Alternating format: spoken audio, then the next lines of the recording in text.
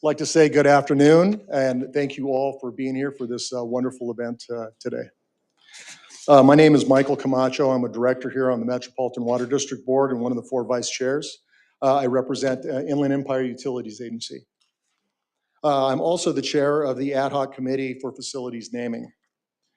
In 2023, Chair Ortega established this committee and proposed board consider renaming Metropolitan Boardroom in honor of former board chairman, Phillip J. Pace.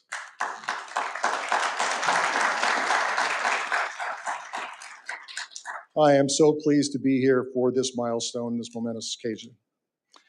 This is particularly special to me as someone who was raised in the city of Montebello and has had the pleasure of knowing the Pace family. Where's John and Gina? Boy, I'm seeing a lot of different friends. There you are, John, sorry. Thank you all for being here. It's an absolute pleasure. I'm honored to be here to be able to introduce and begin this event. At this time, I'd like to ask, now that we all just sat down, everybody to stand. We'll go ahead and pledge allegiance to our flag. And we'd please to place our right hand over our heart and ready and begin. I pledge allegiance to the flag of the United States of America and to the republic for which it stands, one nation under God, indivisible, with liberty and justice for all. Great, thank you.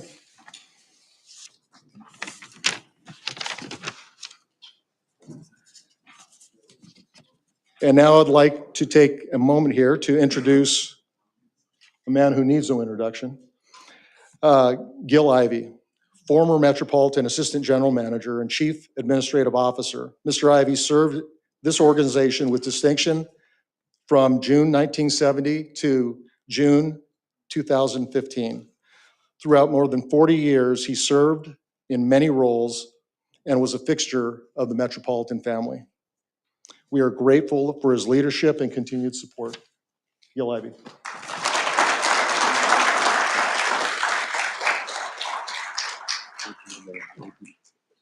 Thank you. Oh, say, can you see by the dawn's early light what so proudly we hail as the twilight's last streaming, whose broad stripes and bright stars through the perilous fight o'er the ramparts we watched were so gallantly streaming, and the rocket's red glare, the bombs bursting in air, gave proof through the night that our flag was still there.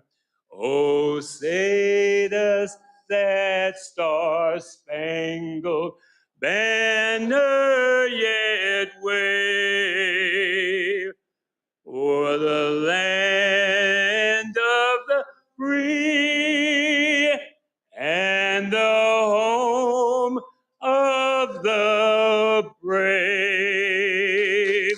Yes, yes. I am so proud to be here today on this very, very important day, celebrating the legacy of Phillip J. Pache Pace. As many of you know, this man had a big heart. He loved everybody. He fought hard. He played hard. And he just did everything necessary to make life beautiful for his family, for his friends, and for the Metropolitan Water District of Southern California. What a great man. Let's applaud that name, Phil Pace. Absolutely. It is my honor, and I'll be saying a couple of things about Phil during the program. And I think it's very important that we acknowledge some of the people that are here today. Got a big crowd. So if I mispronounce your name, you can take it up with Ron Costello. All right. I want to start by again introducing and letting you all know about Michael Camacho, director from West Basin. I'm sorry, Inland Empire. Did I get that wrong? Thank you, Inland Empire. You go something, okay. And then we also have Brenda Denstead from Western Municipal Water. And you can hold your applause for when we're through. There's a long list here. Okay. And we also have Larry Dick, Modoc, Dennis Erdman, Modoc, Juan Garza, Central Basin, Gail Goldberg, San Diego County Water Authority, Carl Seckel, Modoc, Nancy Sutley, LA, Judy Abdo, Santa Monica, Sylvia Ballin, City of San Fernando, Hugo Mejia, former City of San Fernando. We have Brett Barbary, former director, Modoc. And we also have Glenn Peterson, former director from Las Virgenes, Charles Trevino, former director from Upper San Gabriel Valley Municipal Water District, Shivaji Desmusk, Inland Empire Utilities Agency. Anatole Fallaghan was here, Long Beach. And we have David Peterson, General Manager, Las Virgenes, MWD. We have Chuck Calderon, former member of this California State Senate and former member of the Gang of Five, I might say. Lisa Calderon, his wife, is here and is also a California State Assembly member. And we have Anthony Fellow, Tony Fellow, Director, Upper San Gabriel Municipal Water District. Jim Crawford, Director, Central Basin Municipal Water District. Abel Salinas, Ethics Officer of MWD. And we do need ethics, don't we? Scott Suzuki, MWD General Auditor. Marcia Scully, the General Counsel. And of course, former Auditor Jerry Riss is here. And I want to say hello to you from Margie Wheeler, who couldn't make it today, was a right hand to Phil Pace for a while. And I just also want to acknowledge the fact that Dr. Bill Patzert has been a longtime friend, celebrity that he is, meteorologist, was here too. So with that, give a loud, rousing applause for what a great list of people that we have today. It is my honor. It is my honor. And let me just say one thing about Phil Pace, since I have the mic. There's one thing about that young man that he had a low tolerance for time. And so he would say, where is this? And where is that? And what's going on? And I would say, it's coming. And his famous statement was, so's Christmas. And Gina, he says that, isn't it, John? He says, so's Christmas. But at this time, I'd like very much to introduce to you the interim general manager of the Metropolitan Water District, Devin Upadhyay. Put your hands together for him forth.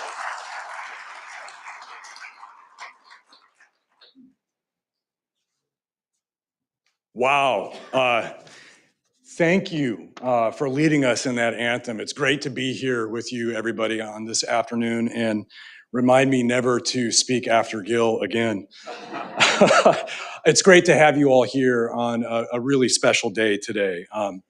For more than 2 decades, this place where the policy of Metropolitan, this regional agency, is formed, has really gone without a name. We've just called it the boardroom.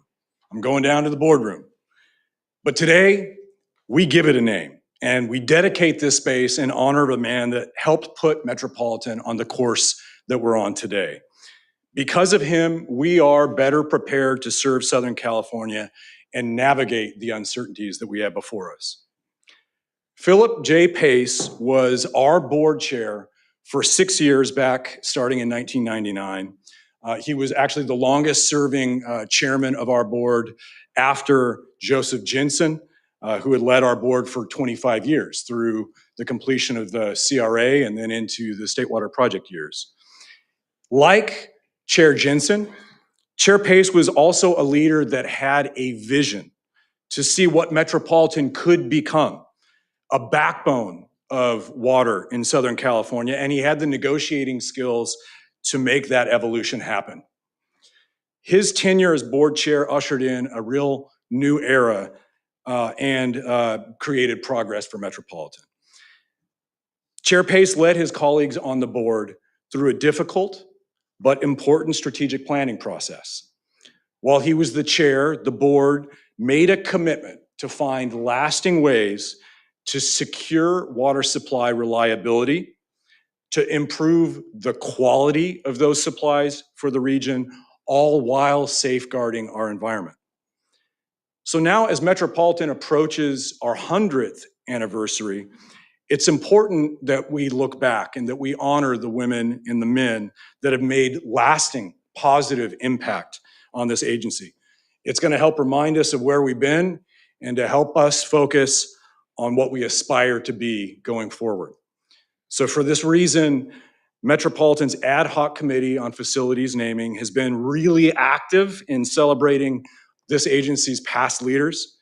Later this year, we're going to host several other events that are recognizing folks that have helped to steer us where we are today.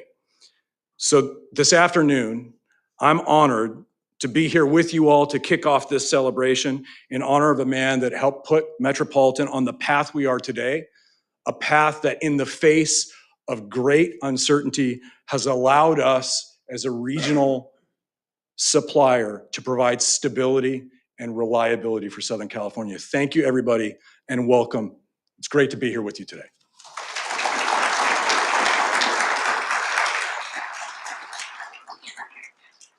Thank you, Devin. Devin is one of the hardest working interim general managers I've ever met. One thing I also want to mention is who we have here today is the Order of our Sisters from the Carmelite Order. And you need to know that Phil Pace used to spend time making meatballs for the sisters all the time. In fact, somebody's probably going to talk today about Italian food. So we'll leave that up to him, but I want you to know that eggplant was never my favorite, will never be my favorite. And one day, I was at a restaurant with Phil Pace, and I ordered chicken parmesan. I come back, sit down at the table, start eating it, and it's mushy. I'm going, why is the chicken parmesan so mushy? He ordered me eggplant parmesan on purpose. He spit his food out. He's laughing so hard he spit his food out.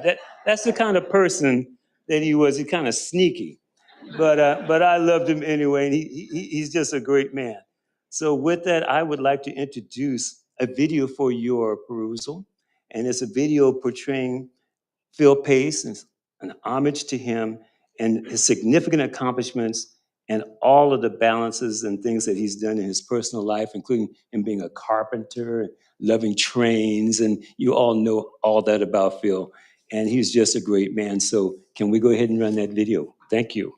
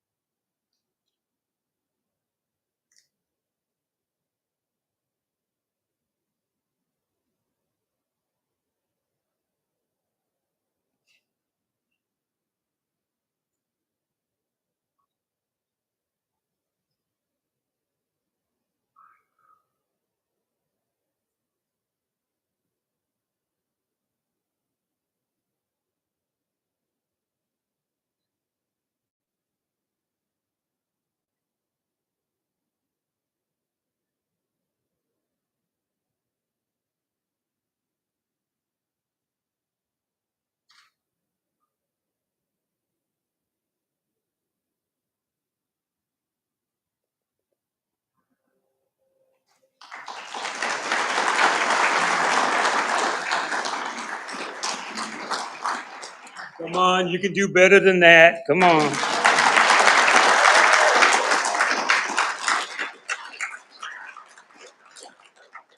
What a great man he was and a great leader.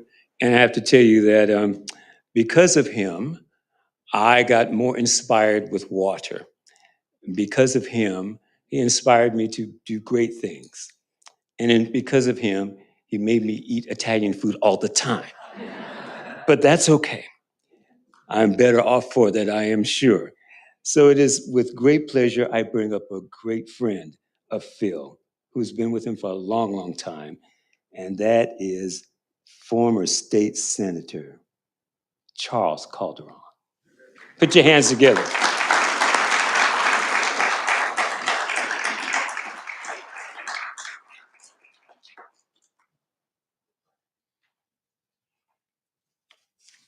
Well, I was hoping to hear Gil sing today. Because as all of you know or don't know, maybe some of you don't know, he's a magnificent singer, but I was afraid he was going to forget the words to the national anthem, but he didn't, he made it. I really can't, as a politician, I'm normally not at a loss for words, but I can't express how proud I am to be here and to be part of this ceremony and to be part of this celebration of Phil, as well as remembrance of all that he accomplished, but more important of who he was as an individual and what he meant to people who knew him and people who didn't, but got to know him. And so feel very privileged to be here today. And I want to thank everyone here for the invitation to be able to say a few words on behalf of my brother. I've known him for more than half of my life.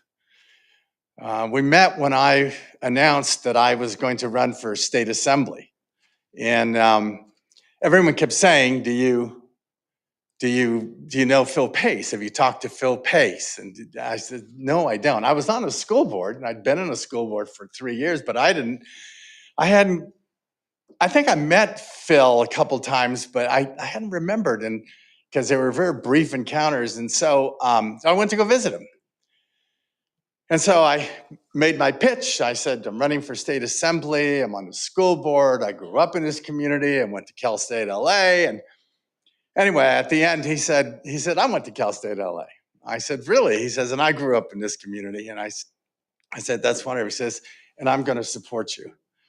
And I said, well, thank you. He says, did you bring any signs? I said, well, no, I didn't bring any signs with me. He says, do you have any signs? I said, yeah, I have some signs. He goes, well, how many you got? Well, back at the headquarters, I probably have about, I don't know, maybe 75 to 90 signs. He says, good, meet me here tomorrow morning at 8 a.m. and bring all the signs. So I did. I met him there, and I had a truck and the signs in the back, and he got in the other side, and we drove around. And I said, where are we going? And he said, just keep going. Turn right here, turn left here. He said, okay, stop right there. See that house right there? I go, yeah. He says, put a sign there.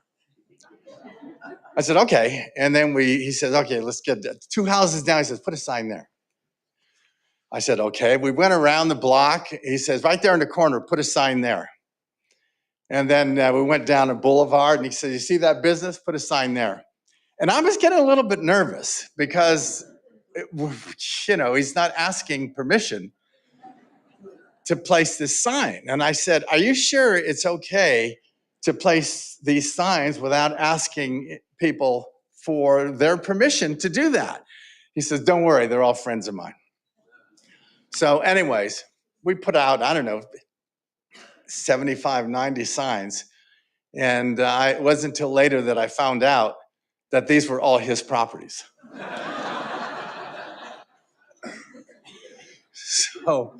So that was the beginning, as they say, of a wonderful, beautiful friendship. And I asked him, I'm thinking at the time, he owns all this property. Maybe I should ask him to be my finance chair, which he agreed. And he did a magnificent job. I mean, he really did. He really, everything he he took on. He always threw himself into it and he gave you 100% all the time. That doesn't mean he was perfect. I threw an annual event in the district where we would invite and actually have an attendance, 800 to 1,200 people every year, year after year. And Phil would oversee this event. And so he said one day we should have a theme, a carnival event. I said, well, fine, that's good. So we did. We organized a carnival event, and I think 900 people were there. They showed up, and in the middle of the performance, not performance, but the event, he introduced and read it, and he was kind of reading. And now I want to introduce the Uba girls. Are there Uba girls here? And all of a sudden, this music, carnival music, conga, mambo, and these women came out dancing and twisting and turning with feathers coming from their hair, and that's about it in terms of clothing. And I looked over at Phil, and Phil looks over at me, and I said, "What's going on?" He said, to this day, I don't know who invited the Uba girls.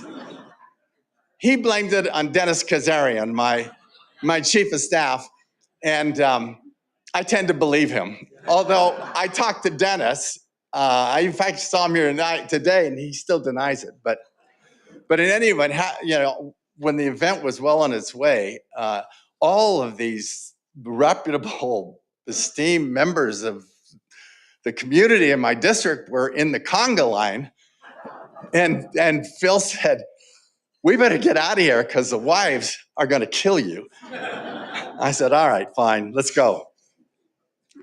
I admired how much Phil's family loved and supported him. I always admired that, and you felt it when you went to his home. Phyllis always lovingly kept him honest, but don't say anything against him unless you know him, or she would be in your face. Gina, who found it hard to ever find any man that would measure up to her father. And Philip and John, who rarely were apart from him and always by his side, there, almost on guard and ready to protect him against anything that would come. And they loved him. And I remember thinking, I hope when I have sons that they'll be like that with me. So, though life throws us curves, to put it mildly, and it's not natural for a parent to survive their child. But that was the case for Phil, who had to survive the death of his son, Phillip Jr., who he asked me afterwards to sit in on the negotiations and the litigation. And so I'm well aware of the facts. And but that death broke the core of the family, but brought Phil to his knees.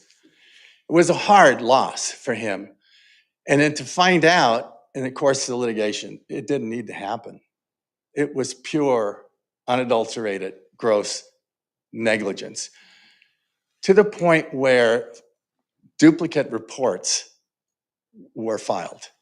And so we got to the truth of that, and that was so hard for Phil. But when he received the proceeds of the settlement, he formed a foundation in Philip's name to help children. And he helped a lot of children in Philip's name.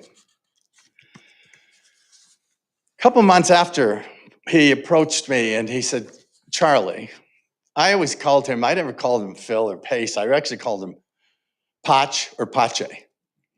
Because I asked him, I said, Pace doesn't sound very Italian. He says, no. He says, in Italian language, when you have one C, the first C is a CH sound. So if it's P-A-C-E, it's Pace.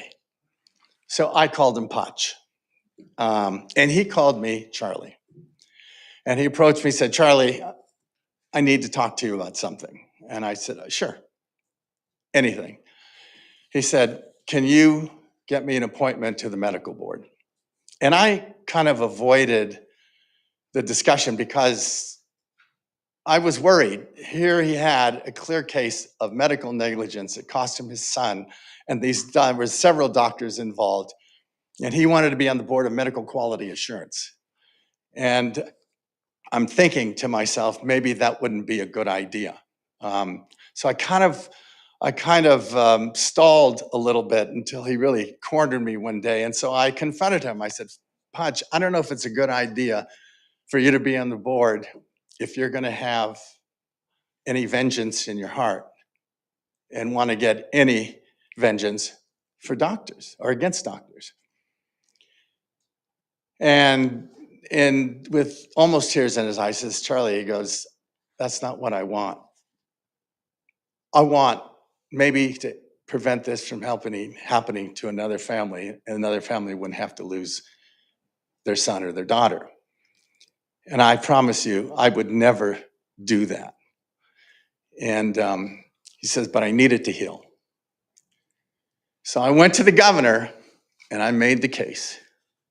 And the governor raised the same issue. And I convinced the governor that was not a case, and he was appointed.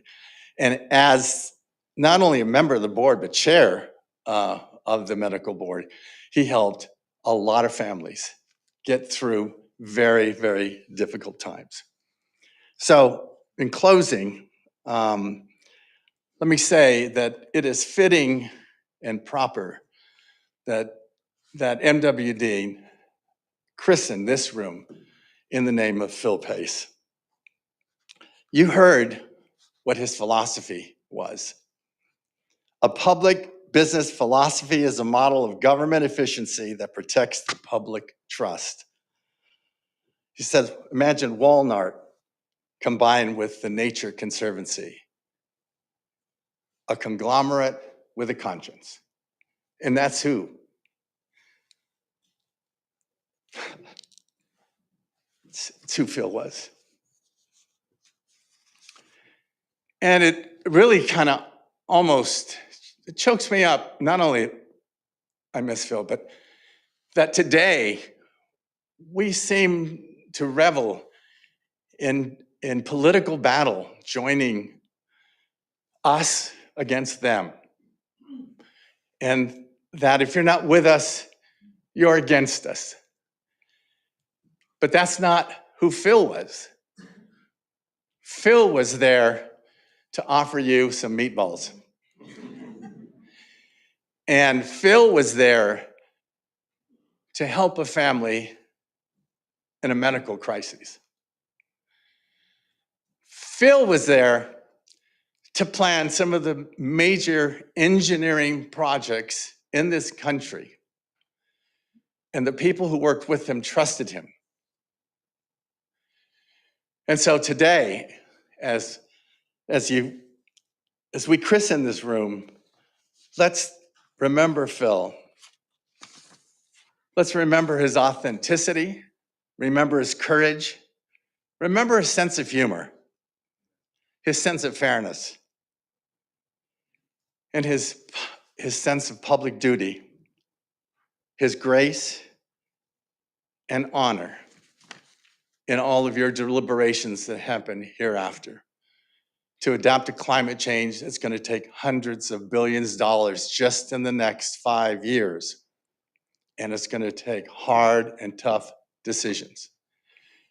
And just remember, ethics is important as laws. And without ethics, you have no law. And Phil, think of him when you're making your decisions. Thank you.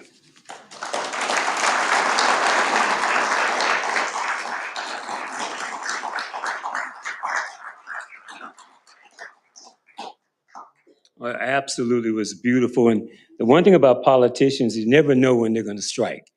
And I happened to be at Phil's house one evening with Phyllis, and we're going over, as usual, Metropolitan stuff.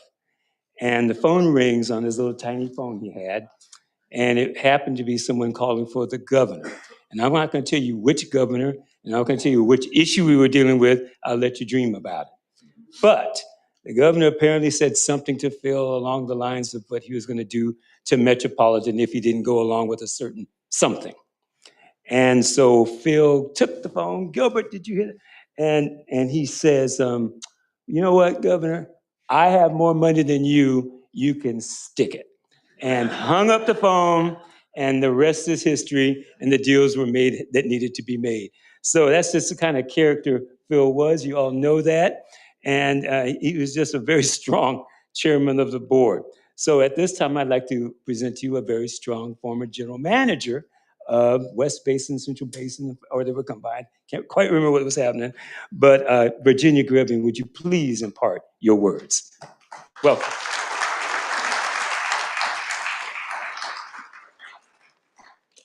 Thank you, Gil. Well, it's been a minute since I've been at this podium. It's wonderful to be back here in this room, particularly to be having this conversation and sharing thoughts about Phil. So, a wise woman once said, "It's not about your destination, it's about your journey." And then she went on to say, "It's more important than the journey is the people who walk the path with you." And I was so very fortunate in my career, my professional journey, to early on intersect with Phil Pace. So in 1993, I was 31 years old. I had a new baby at home. I was the assistant general manager of Central Basin Municipal Water District and West Basin Municipal Water District. And Metropolitan was navigating some turbulent waters. Things were different. We had term limits, which had come to fruition and were changing the political dynamic. We had the private sector wanting to get involved in water policy. And Metropolitan was having to navigate, and there was some internal fighting. And so the general manager at the time, Woody Vidraska, said, let's develop a blue ribbon committee to come look at Metropolitan, have them be external leaders, both in the public and the private sector, and have them review where we're at and give us some thoughts on how we navigate our path forward. So like a lot of staff at Water Metropolitan member agencies, we were kind of looking around, do you know anyone? I don't know anyone. Do you know anyone? Who do we put on this board? And so a friend of Adon Ortega's, Ralph Ramirez, said, you all should talk to this person named Phil Pace. We didn't know him, he didn't know us. So I went to Phil's office in Montebello and said, I hear you're a good guy. I hear you know about the political landscape. I hear you're smart and you have good business acumen. Do you know anything about water? Are you interested in talking about water? So we had this conversation and it went over multiple times, and he agreed to be on the commission. Now, I didn't get the Italian food, so I think I was privy to Phil's secret guilty pleasure, which was machaca at the local Mexican restaurant.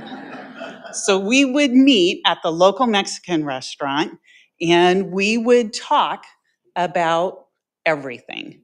I had the extremely fortunate position to be able to staff Phil during the Blue Ribbon Committee process. And we would meet and we would talk. And we would talk about water, and we would talk about our families, and we would talk about what our goals and objectives were, and what we wanted to be as people, and what we wanted to be for our organizations. And I learned so much about Phil. I learned that he believed, he walked the talk of service over self. He was smart. He was a great listener. He was authentic. He was politically astute. He was committed. He loved his family. He knew his community. And he was human, and he had a great sense of humor. So what did Phil give me?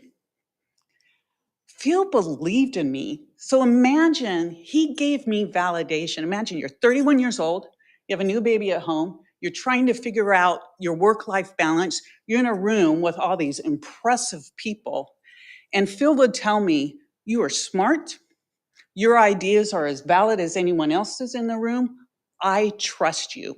You deserve to be here. What a gift to a young woman professional.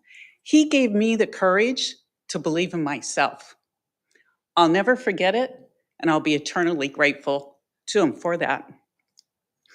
The most important lesson that I learned from Phil, and there's a theme here, is business acumen. I had already spent, several years in the water policy world, but this concept of business acumen, he was a strategic thinker who understood market drivers. He was financially literate. And most important, what he could do is he could combine business acumen with policy acumen.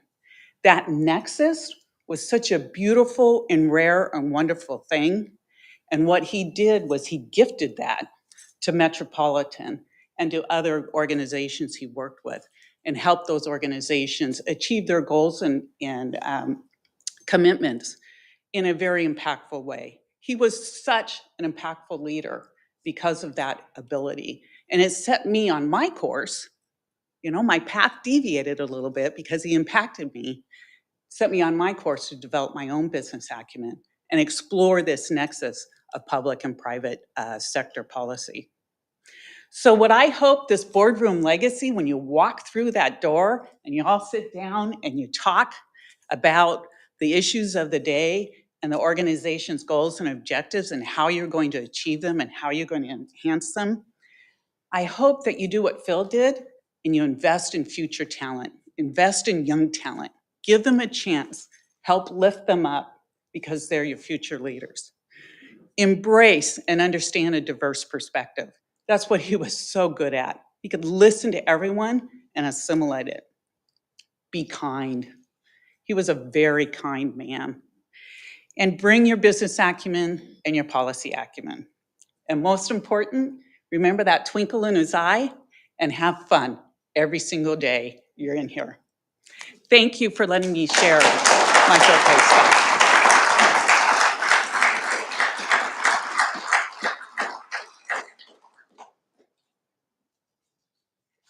Wasn't that great? And I have to tell you that Phil Pace's legacy extends beyond all recognition, beyond all understanding. And Phil is just a great man. I see grandsons here. And Phil used to tell me about his grandsons. And I used to lift big weights and they were marveled at me. So thank you for coming today. Thank you very much. So with that, I want to introduce to you someone who's just joined us, Jay Lewitt from Las Virgenes Municipal Water District. He's the director. Jay. There you are. Okay, thank you. Okay, thank you. Thank you. Just want to acknowledge you. I also want to say that, I spent 43 years. I started in 1970, so somebody do the math on that. But I've been there a long time. And I've been through a lot of directors and a lot of general managers. And I have to tell you that there's one particular general manager that has made a very big impression on my life and on my family and on my career, as a matter of fact. And it's because of his leadership, working with Phil, and Don and I grew up underneath this great man. And it is of great importance that you guys welcome him with a loud applause. And that is former general manager and former director of MWD, Ron Costello.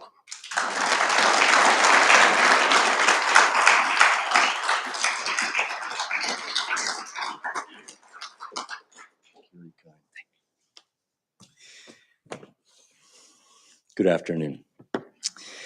I was on the board serving as a representative of the city of Los Angeles when Phil was first elected chair. I'm sitting in this room and I'm thinking that 50 years ago, half of the time that Metropolitan has been in existence, I was an employee at Metropolitan as a young lawyer.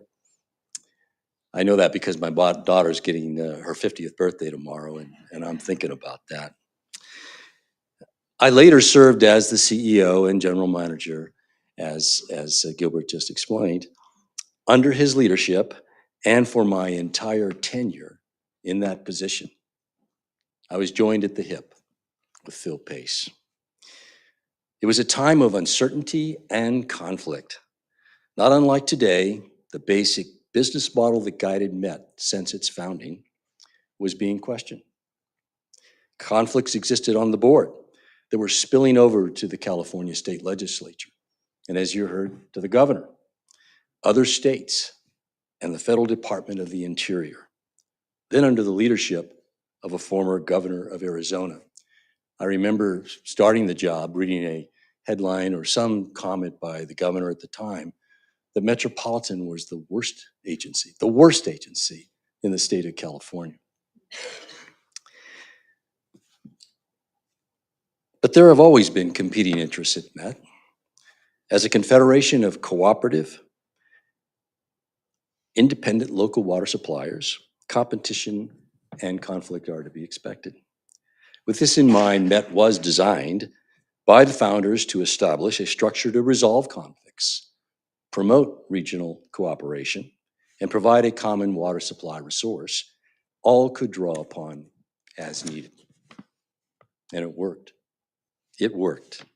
We assemble in the building from all over Southern California as a testament to this incredible and irreplaceable public resource that is the Metropolitan Water District. But when Phil was elected chair, it felt like the house was on fire. Some of you remember that. You were here. I look at Judy Abdo. Good to see you, Judy. And of course, the senator. Phil was a steady hand, naturally pragmatic and open to change. He was a businessman that had extensive experience in developing and managing real estate in Southern California, where a keen understanding of politics is a business necessity. He could be tough when he needed to be. He was also generous and never forgot his family's humble beginnings. He was the leader Met needed to guide us through a troubled time. You are now naming the place that is the beating heart of Metropolitan, and where the promise of the founders of affordable, reliable water supply in this arid land we call Southern California is still very much alive, due in no small part to the exemplary leadership and work of Phil Pace. He and his beloved family unquestionably deserve the honor Met is bestowing upon him today. But the lasting value this naming act will bring is in setting an example and hopeful expectations for the work that our future leaders can accomplish in this room. I'll close by sharing a not-so-secret key to his success. As you've heard, he liked to have fun. He loved to party, but he did it with purpose. He well understood that the work of the board was dependent on the ability of the directors with disparate backgrounds and interests to come together willing to listen and compromise. This is only possible if they have opportunities to informally get to know each other as individuals. Whether in the United States Congress or the United Nations, this is a fundamental prerequisite to effective governance and decision-making. We all know that. He knew. He knew that the cannoli and the holiday parties mattered, and he did it with grace. With his name on the boardroom, I know he would want all of us to remember to smile, welcome, and appreciate Larry Dick's jokes, listen, and to see each other as more alike than different in a common, noble cause. Thank you, Phil.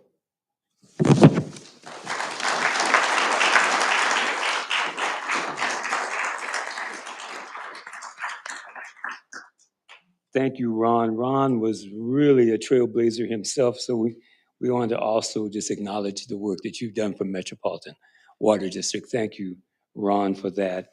And it is a great, great honor that I present to you today the chairman of the board of the Metropolitan Water District of Southern California, and a good friend, longtime buddy, Adan Ortega. Put your hands together and bring her forward.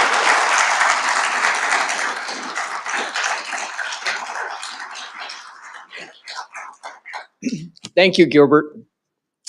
Before I get into my comments, I really want to acknowledge my colleague, Yvette Martinez, who's worked for 2 years to organize this event, to make sure that the portrait was done, to make sure that the sign is over the door. She's a perfectionist, and she makes up for all my distraction. Thank you very much. We couldn't have done this without you. I also want to thank the video crew at our External Affairs Department that put together that great video, as well as the External Affairs staff, and of course, my brother, Gilbert Ivy, for agreeing to MC this event. And we didn't introduce Assemblymember Lisa Calderon, who's with us today. Thank you so much for joining us. Thank you. To my vice chairs, when we were cutting the deal about running for chair, and that's Nancy Sutley and Michael Camacho and Gail Goldberg. I don't think I told you that I used to go around telling Phil Pace that the only reason I wanted to be chairman was so that I could do something to have this room named after Phil Pace. And he would always give me a funny look and say, yeah, right. But, here we are today. So thank you. Some people have been mentioned, but the way Phil got here, few people really knew it. And it started with my boss, Carl Haglund, who's sitting right here. Carl Haglund was the president of the Dolphin Group where I used to work, and Central and West Basin were our clients at the time. So I wasn't even working for Central and West Basin when we discovered Phil in search for somebody to be on that Blue Ribbon Commission. And Ralph Ramirez, who Virginia mentioned, is somebody I've known since I was about 14 years old, when I met him competing for a U.S. Senate page competition. And with Ralph, I ended up interning for Senator S.I. Hayakawa and picking him up at the airport and trying to wake him up gently if we were running late. But there's other individuals too that were a big part of it. There was Senator Chuck Calderon who was there. And then I remember one day, Virginia had met Phil. I hadn't met him in person. I had just identified him. And I was sitting around with Dennis Kazarian, who's here. Where's Dennis? So their offices, the senator's offices were right below Phil's suite of offices upstairs. And so then I told Dennis, why I was there. And he says, well, Phil's been wondering, how the hell his name got on the radar for this thing. And I said, well, do you think I can meet him? And he said, you can meet him right now. And Phil and I kind of became inseparable after that period, for a period of well over almost 30 years, where we were friends and counselors to each other in the various things that we did. One of the first persons I met on a trip, on a MWD inspection trip, was Richard Jones, who's not here. Dick Jones, a good friend. He was on an inspection trip, and he turned out to be Phil's cousin by marriage. We also did the plotting. Charles Trevino is here, who was a Central Basin director. We had to do all kinds of maneuvering to make sure that the board actually voted for him, and they did, because Phil was too big a fish to disappoint. And so we were not going to mess up that vote. And then, of course, Rich Atwater. I don't know if Rich Atwater made it. He was the general manager at Western Central Basin, Virginia, of course, and Ron Gastelum. Thank you all for being here. But, I appreciate the nuances of Phil's leadership. Ron is right. Phil knew how to throw a party, and he did it with purpose. I was talking to the former mayor of Hemet, Lori Van Narsdale, who's here, about our favorite restaurant in Hemet. It was called the Tillos. And we were there, I don't know how many times. I think I put on maybe I might have lost 30 pounds, from the time that I worked at Metropolitan because of those meals at the Tillos. One of my biggest regrets in my first term as chair, Phil was here in October of 2022 when I was elected chair. And there's a picture in my office that I highly value. And the plan was for him to be here at my swearing in. And of course, Phil didn't make it. And so it's not by accident that one of the first actions that the board took when I became chair was to vote to name this auditorium in his honor. But the district's got in the way. The district's business got in the way for almost 2 years in trying to have this event. And poor Yvette, you know, every time we thought we had a date, something happened and we had to pivot and you know, schedule it later. But perhaps it was supposed to be this way, as I am comforted that we are making this dedication in honor of Phil, someone so dear to me, as I begin my second term in office. So colleagues on the board, thank you very much for the honor of being able to preside over this board at the time that I will be presiding in a room labeled the Phillip J. Pace Boardroom. Thank you very much. So now, you know who else is here is another person, Henry Barbosa, former member of MWD's board. He was also our Assistant General Counsel. Henry, it's so great to see you here, and thank you for being here. And his family, thank you. So now I'd like to call up the Pace family, John, Gina, grandkids. You're all here. Why don't you come up? We're gonna unveil the painting. And then I'm going to invite you to impart a few words. I also want to invite the artist who painted this, and you know he's establishing quite a legacy here at Metropolitan, Mr. Eloy Torres. Please come on up.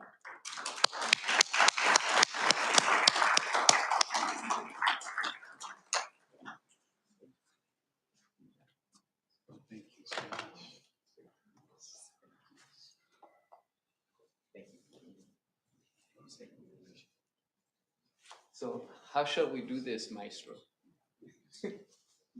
Okay, so why don't we give the family the honor, Gina and John.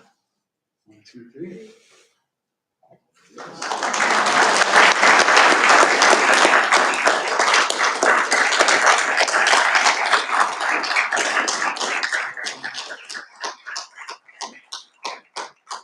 So with that, I'd like to invite, I think Gina's first to share a few words with us. Gina. That's okay. It's okay. Hello, good afternoon. My name is Gina Pace. My father, Philip Pace, was a man of Catholic faith, family, and public service. When he was appointed to the Metropolitan Board of Directors, it came at a time in his life when he was reeling from the loss of his firstborn son, my brother Philip Jr.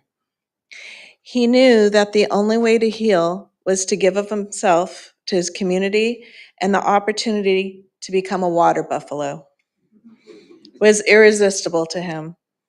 It was an opportunity to serve the community that he had grown to love in a way that would leave a lasting impression. Later, when he became chairman, he used all his influence to finish construction of this building, to negotiate fair contracts with the unions, to construct the Diamond Valley Reservoir Museum, and to cement friendships that not only benefited the people of Southern California, but paved the way for what this board is today. My father was the child of immigrants and was born during the Great Depression. He grew up hearing from his maternal grandfather, who constantly told him in a thick Italian accent that America is the greatest country in the world and that he could be anything that he wanted. He loved this country and the opportunity it afforded someone who was disciplined and willing to work. Work was not just personal financial gain for him, but it also to improve the lives of others and to create something meaningful. The lasting relationships he forged with the fine people here at the Met were his true legacy. People like Gilbert Ivy, Adon Ortega, Ron Gastelum, Carmen Bermudez, Darcy Burke, Charles Trevino, and Anthony Fellow, all of whom were fixtures in his life until his last days and were very dear to him. My father spoke of them with a deep sense of admiration and affection, and were the catalyst to his many accomplishments.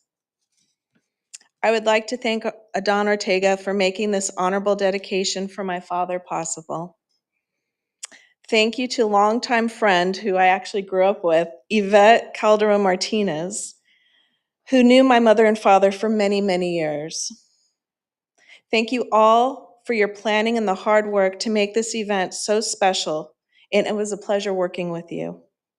I would also like to thank the artist Eloy Torres for all his hard work and research that he did in capturing the essence of my father in this beautiful painting that he has created in his honor. I'd like to share a passage that I found recently that reminds me of my father. To the living I am gone, to the sorrowful I will never return. But to the happy I am at peace, and to the faithful I have never left. I cannot speak, but I could listen. I cannot be seen, but I could be heard. So as you stand in a vast forest, gazing at the stars, remember me. Remember me in your heart and in your thoughts, the memories of the time we loved, the memories of the times we shared. For if you always think of me, I will have never gone. On behalf of the Pace family, I'd like to thank you for commemorating his efforts with this beautiful painting and dedicating this boardroom to him in his name. Thank you for attending this wonderful event. I know it would make him proud.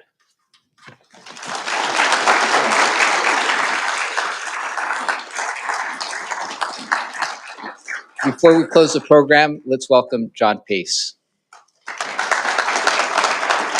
Thank you. I just want to say that this experience of Metropolitan was life-changing for my father, for our family, and the people that made it meaningful for him. Many of you are here today. Ron, Adon, Gilbert. He loved Gilbert with his whole heart. I mean, the relationship that they had together, it was inspiring because they were able to overcome so many problems together. And anybody who knew my father knew that he was a man that didn't ask for permission or forgiveness. You know, and he was forged, and he came from a world where life was difficult. And as young men, my brother and I, we grew up with people who set great examples. Chuck Calderon, that speech, I mean, that encapsulated who my father was, and it was emotional for me, and I want to thank you for being a part of his life. To the Carmelite sisters, who guided both of my parents through the darkest time of their life. I mean, this organization and his good friends guided him through a period that would have broken just about anybody else. And his faith was paramount to who he was and to what he accomplished. And these fine Catholic sisters were always at our home. And I know that many times they saved us. And I just want to say thank you for being here again. And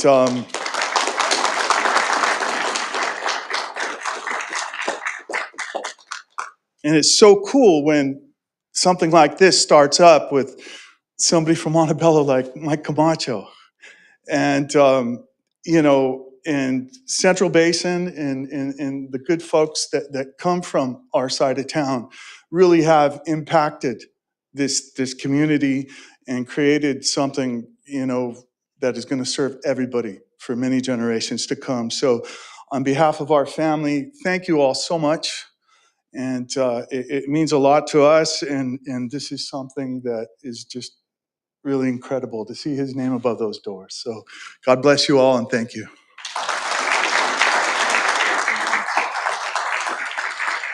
So to close the program, well, is Gilbert going to close the program? Okay, well, to close the, I'm going to invite Gilbert up to help me present copies of the portrait to the family. That's so cool. Thank you. Is this for us? It's for you.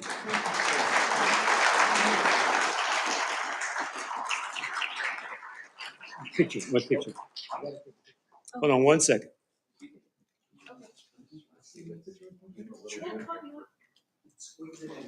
So Eli, why don't you get closer to the picture since you're the artist? Yes, absolutely. I'll just stick my head up. Wait, let me move to the other. Yeah. Wait. Here we go. Actually, let's open up so we can see the name. Oh. Yeah, you guys can shift this way. A little bit more. Three of three. I if we got a wide angle then. Yeah. All right, 1, 2, and 3, and one more. 1, 2, and 3. Got it. Thank you.